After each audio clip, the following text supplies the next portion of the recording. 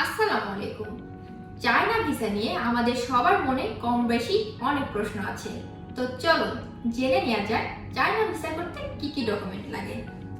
6 month valid passport, new 2 copy picture, size 33/48, white background এবং JPG ফাইলে থাকতে হবে।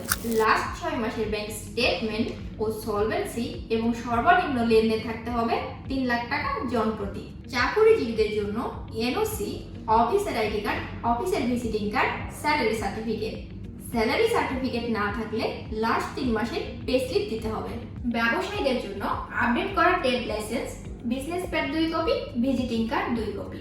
ডাক্তারদের জন্য বিএমপিসি সার্টিফিকেট ও ভিজিটিং কার্ড। আইনজীবীদের জন্য বার কাউন্সিল সার্টিফিকেট ও ভিজিটিং কার্ড। স্টুডেন্টদের জন্য স্টুডেন্ট আইডি কার্ড এবং এনওসি। সরকারি চাকরিজীবীদের জন্য জিও লেটার এবং ভিজিটিং কার্ড। চায়না 1 অথবা 2 বছরের সিঙ্গেল, মাল্টিপল এবং বিজনেস ভিসা করতে পারবেন খুব সহজে।